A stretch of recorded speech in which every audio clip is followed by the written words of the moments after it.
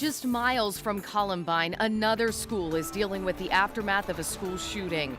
This morning, authorities are trying to figure out the motive. It is National Bike Month, and leaders say we have come a long way in making Spokane a bike-friendly city. $10 goes a long way this week. We are kicking off our Creme 2 diaper drive today. Your donation can help keep babies warm, safe, and dry. $5 a.m. on our Wednesday morning. Welcome to Creme 2 Morning News. I'm Jen York. And I'm Brittany Bailey. Breaking news this morning from across the pond. We are finally seeing our first glimpse of baby Sussex. This is the first time we're seeing the family of 3 all together this morning. This was just a few minutes ago when you see their Prince Harry and Meghan Markle walked out with little baby. Oh, the Duke and Duchess showed him off at Windsor Castle, even though the traditional reveal is always outside St. Mary's Hospital in London.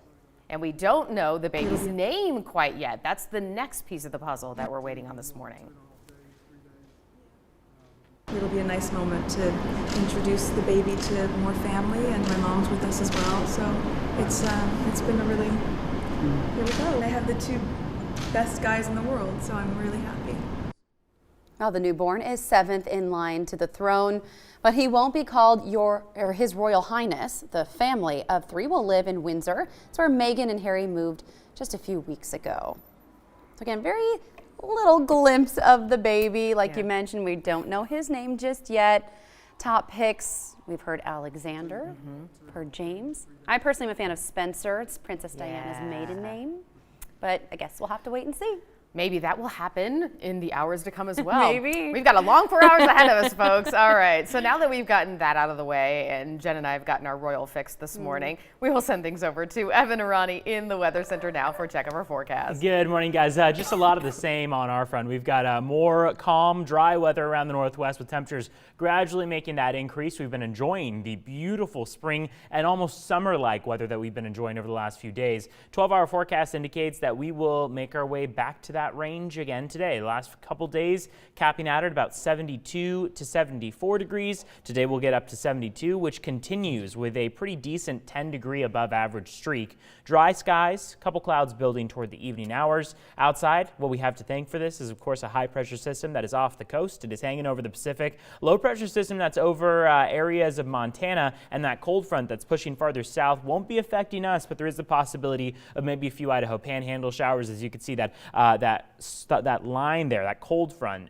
where it's moving farther to the south and bringing some possible impacts to western Montana and Idaho in the form of just a few rain showers. So here's what we got as far as wind speeds go. Mainly calm around the northwest, though we are at 10-mile-an-hour winds in Sandpoint, 12 in Pullman, 6 in Deer Park, and calm in Spokane. Expect today to bring some breezy conditions throughout the day, especially in the form of some gusts. So by the time we get to your afternoon and evening, those wind gusts could pick up. Those sustained speeds will likely stay in the single to teens as far as those digits go. It's 5:03 right now. I'll send things over to Cody Crawford for a check of traffic.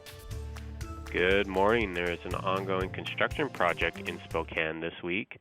The curb lanes of Broadway Avenue will be closed from Alki Avenue to Havana Street for CenturyLink work. So if you're headed out in this direction this morning, you may want to give yourself a few extra minutes to get around. That is the only update I have, but I'll be back in 30 minutes with more. Brittany and Jen, back to you. Cody, thank you. At least 1 teenager is dead and 8 others are injured after a shooting at a Colorado school. Police say 2 students are in custody this morning. The school shooting happened fewer than 10 miles from Columbine, where a school shooting happened 20 years ago. School bus has dropped off students at a rec center after they were evacuated from their school. Then the students were reunited with their parents. The shooting happened at STEM School Highlands Ranch. It is a K-12 school home to 1,800 students.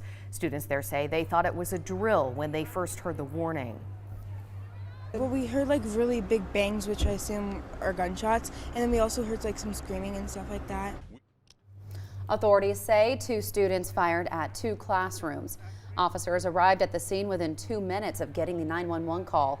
They say they struggled with the suspects, but were eventually able to take them into custody.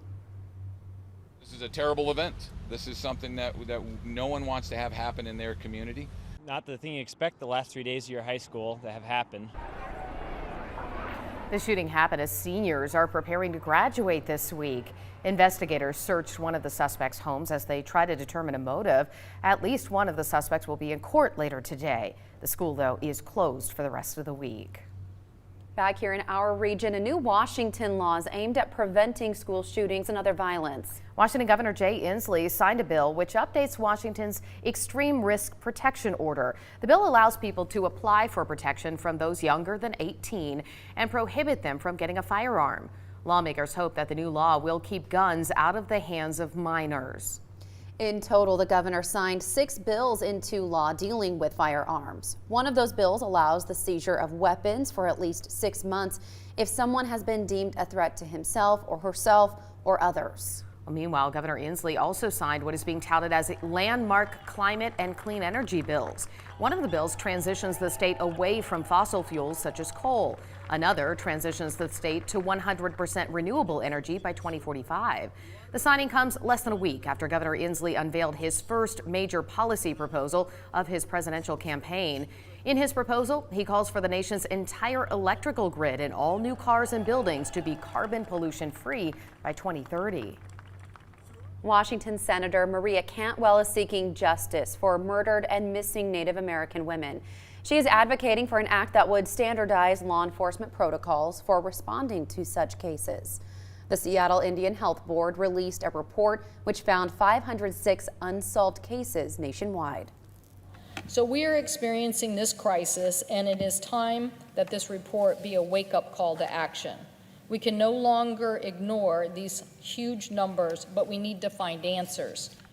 The legislation is called Savannahs Act. It is named after a 22-year-old member of the Spirit Lake tribe. She disappeared in 2017 while pregnant. She was found murdered several days later in North Dakota. Last month, Governor Inslee signed a new law to improve the way the state investigates crimes against Indigenous women. State Patrol detectives will also get more training on how to best interact with tribes, and 2 new WSP positions called tribal liaisons have been created. It is just ahead of 5:07 now. It is National Bike Month, and we want to know what you think about riding on 2 wheels in our community. Do you think Spokane is a bike-friendly area? Well, you can let us know by heading to KREM.com/vote or by clicking on the Vote Now tab on our KREM 2 mobile app. This morning, KREM 2's Kira O'Fallon is taking advantage of our warmer weather. She is out and about on a bike this morning. Good morning, Kira.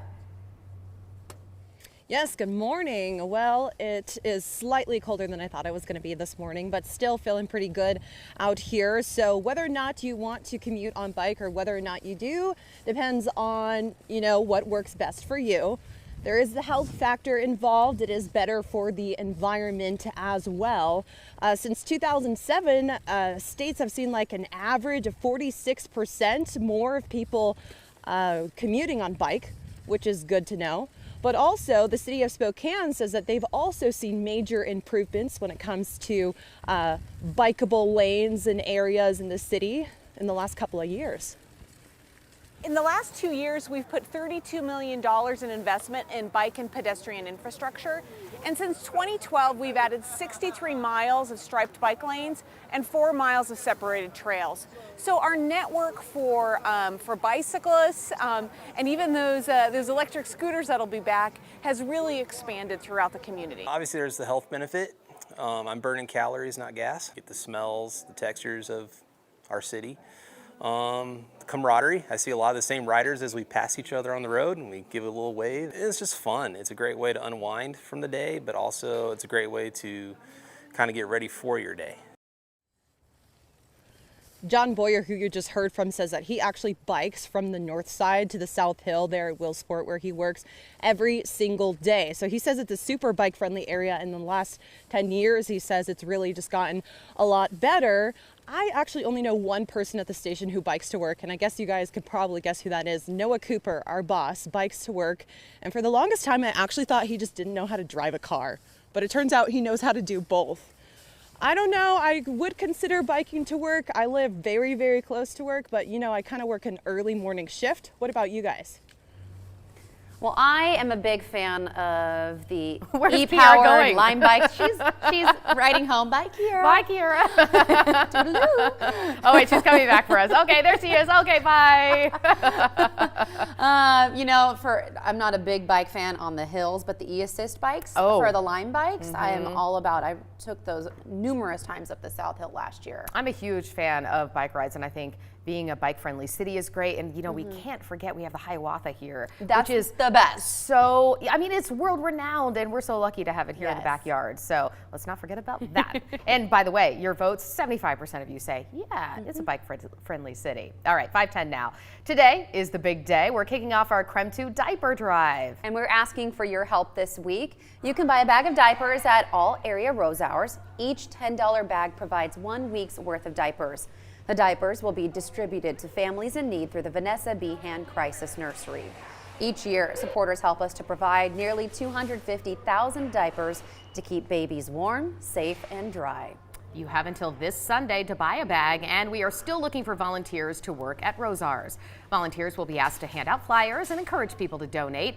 If you would like to volunteer, we do have a sign-up sheet and more information on our website at creme.com. Time now coming up on 5:11 on this Wednesday. It's my Monday. Sorry. We can't go back in time, No, at least for the work week, but we can do this. Let's do it. All right, Silverwood Theme Park is back open for the season. This morning, we are looking back at 2002, just before the water park was created. And this week is dedicated to all of the educators out there. For National Teacher Appreciation Week, one local astronaut has a special message for her teachers. And we've just gotten lucky weather-wise. The last few days have included above average sunny conditions and a lack of precipitation. We'll be talking coming up about what to expect as we head towards your Mother's Day weekend.